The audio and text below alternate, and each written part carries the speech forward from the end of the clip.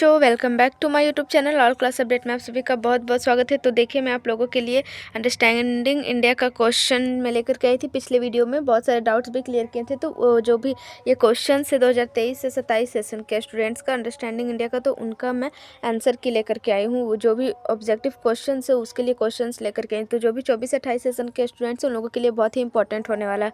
तो आप लोग अच्छे तरीके से देख लीजिए किस टाइप के क्वेश्चन आते हैं। मैं आंसर के साथ आप लोगों के लिए लेकर के आई। तो चलिए देख लेते हैं। क्वेश्चन नंबर 1 क्या है। क्वेश्चन नंबर 1 आप लोग देख सकते हैं, what type of economy is adopted by India. Bharat ने किस प्रकार की अर्थव्यवस्था को स्वीकारा है। तो इसका राइट आंसर है आपका सी, मिश्रित।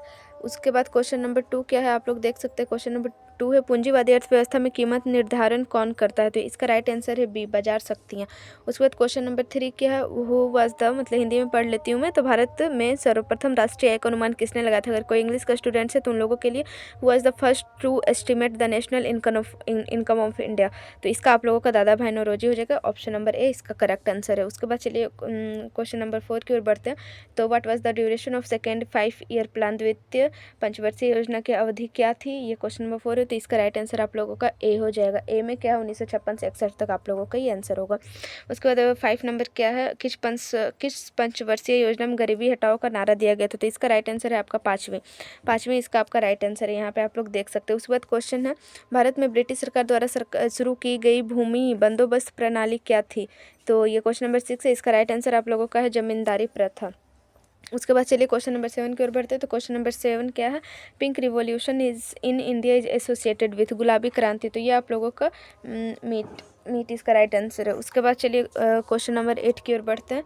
तो क्वेश्चन नंबर 8 क्या है, डेयरी आर्थिक गतिविधि के किस क्षेत्र के अंतर्गत आती है। तो क्वेश्चन नंबर 8 है ये। इसका आंसर आप लोगों का प्राथमिक हो जाएगा।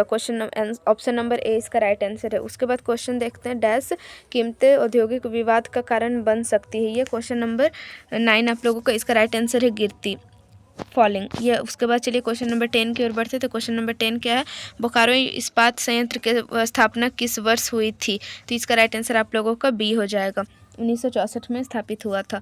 उसके बाद चलिए क्वेश्चन नंबर 11 की ओर बढ़ते हैं। तो निम्नलिखित में किन स्रोतों से भारतीय इतिहास के विषय में जानकारी प्राप्त होती है। तो इसका राइट आंसर है आप लोगों का उपयुक्त सभी। ये चारों जो 3 ऑप्शंस दिए गए हैं तीनों इसका करेक्ट आंसर। तो ऑप्शन नंबर 4 इसका करेक्ट हो जाएगा। उसके बाद क्वेश्चन नंबर 12 की ओर बढ़ते हैं। तो इसका है, भारत में सबसे प्राचीन अभिलेख किस शासन के प्राप्त हुए थे। ये क्वेश्चन नंबर 12 है। इसका राइट आंसर आप लोगों को हो जाएगा अशोका। हिंदी में आपका अशोक हो गया। Option number D is correct answer. उसके बाद चलिए क्वेश्चन नंबर 13 की ओर बढ़ते हैं। ये थोड़ा क्वेश्चन उठपुटांग है, क्वेश्चन थोड़ा उल्टा टाइप से इसको पूछना चाहिए था, लेकिन कोई बात नहीं। चलिए इसका आंसर फिर भी मैं बता दे रही हूँ आप लोगों को। अगर ऑप्शंस के हिसाब से देखा जाए तो इसका ऑप्शन नंबर 2 होगा, सामवेद। भारतीय संगीत का जनक है तो सामवेद। इस ऑप्शन में उल्टा पूछा गया, इसमें पूछना चाहिए किस वेद में मतलब भारतीय संगीत का जनक किया गया था, तो वो आप लोगों का आंसर सामवेद होता। लेकिन छोड़िए, जो ऑप्शन है उसके हिसाब से आंसर मैंने बता दिया। उसके बाद चलिए क्वेश्चन नंबर 14, भारतीय पुरातत्व का जनक किसे कहा जाता है। तो इसका अलेक्जेंडर कनिंघम। ये आप लोगों का right answer, option number A. उसके बाद चलिए क्वेश्चन नंबर 15 की ओर बढ़ते हैं। तो किस अभिलेख से सती प्रथा का प्रथम साक्ष्य प्राप्त हुआ है। तो ये क्वेश्चन नंबर 15 है। इसका राइट आंसर आप लोगों का ए है, एरन से इसका राइट आंसर हो जाएगा। चलिए क्वेश्चन नंबर 16 की ओर बढ़ते हैं। तो इसका है, सारनाथ स्तंभ का निर्माण किसने करवाया था। तो ये अशोका ने करवाया था। तो इसका राइट आंसर आप लोगों का बी हो जाएगा। उसके बाद क्वेश्चन नंबर 13 देख लीजिए आप लोग, प्राचीनतम व्याकरण अष्टाध्यायी का रचनाकार कौन है। तो ये आप लोगों का हो जाएगा क्वेश्चन नंबर 17, इसका आप लोगों का हो जाएगा पाणिनि। ये आप लोगों का राइट आंसर है, ऑप्शन नंबर डी। और जो भी स्टूडेंट 24 से 28 सेशन के स्टूडेंट सेमेस्टर 1 के, तो आप लोग देख लीजिए किस टाइप के क्वेश्चंस आते हैं। इस टाइप से आप लोगों को अपनी प्रिपरेशन करनी, क्योंकि आप लोगों के एग्जाम बहुत ही नज़दीक आने वाले हैं। तो चलिए अब क्वेश्चन नंबर 18 की ओर बढ़ते हैं। 16 महाजनपदों की जानकारी किस बौद्ध ग्रंथ से प्राप्त होती थी। इसका राइट आंसर है आपका ए क्या है, अंगुत्तर निकाय। ये आप लोगों का राइट आंसर है। उसके बाद क्वेश्चन नंबर 19 की ओर बढ़ते हैं। तो ये सबसे प्राचीन वेद कौन सा है। सबसे प्राचीन वेद आपका हो जाएगा ऋग्वेद। ये आप लोगों का राइट आंसर है, ऑप्शन। उसके बाद क्वेश्चन नंबर 20 की ओर बढ़ते हैं। तो क्वेश्चन नंबर 20 क्या है, पुराणों की संख्या कितनी है। तो पुराणों की संख्या 18 है, आप लोगों को पता होना चाहिए। तो ऑप्शन नंबर 20 का राइट आंसर है। उसके बाद चलिए, निम्नलिखित में से भारत का कौन सा राज्य क्षेत्रफल में सबसे बड़ा है। तो इसका राइट आंसर आप लोगों का सी हो जाएगा, राजस्थान। उसके बाद 22 का आप लोग देखते हैं, निम्नलिखित में से भारत के किस तटीय प्रदेश में उत्तर पूर्वी मानसून में वर्षा होती है। तो ये आप लोगों का क्वेश्चन नंबर 22 है। इसका right answer Coromandel coast. Coromandel coast, इसका राइट आंसर है सी। उसके बाद चलिए 23 की ओर बढ़ते हैं। तो ये हो जाएगा, भारत और पाकिस्तान के बीच सीमा निर्धारित की गई थी रेड क्लिफ रेखा द्वारा। ये आप लोगों का राइट आंसर, रेड क्लिफ रेखा द्वारा। ये आप लोगों को पता होना चाहिए।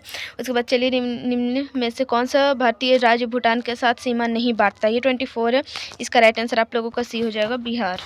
उसके बाद चलिए देख लेते हैं 25 क्या निम्नलिखित में से भारत के किस राज्य का अंतर्देशीय लवणीय आर्द्र भूमि में सबसे बड़ा। तो इसका राइट आंसर आपका हो जाएगा, ये 25 क्वेश्चन नंबर है, तो इसका राइट आंसर आप लोगों का राजस्थान हो जाएगा, राजस्थान। उसके बाद चलिए, अगर आप लोगों को नेक्स्ट वीडियो भी चाहिए इसके नेक्स्ट पार्ट, तो आप लोग मुझे कमेंट कीजिएगा। नेक्स्ट पार्ट में मैं इसका और भी जो 25 क्वेश्चन है, आप लोगों को मैंने पहले ही बता दिया था, आप लोगों को 50 क्वेश्चन इसमें आते हैं और 2-2 मार्क्स के सारे क्वेश्चन आते हैं।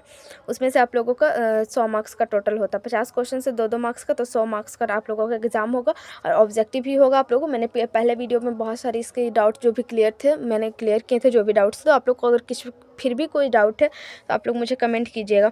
और इसका अगर नेक्स्ट पार्ट आप लोगों को चाहिए तो भी आप लोग मुझे कमेंट कीजिएगा, क्योंकि इससे आप लोगों का प्रिपरेशन और भी बहुत अच्छा होगा। तो इसलिए आप लोग मुझे कमेंट कीजिएगा, अगर वीडियो चाहिए होगा तो आप लोग मुझे कमेंट कीजिएगा, तो नेक्स्ट वीडियो फिर उसी टॉपिक पर हो जाएगा।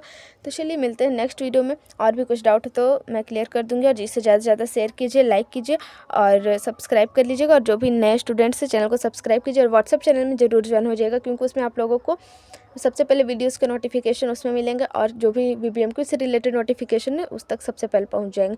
इसलिए आप लोग चैनल को सब्सक्राइब कर लीजिएगा, व्हाट्सअप के भी और इस चैनल को भी। चलिए मिलते हैं नेक्स्ट वीडियो में। ज़्यादा से ज़्यादा शेयर कीजिए। Love you all, thank you.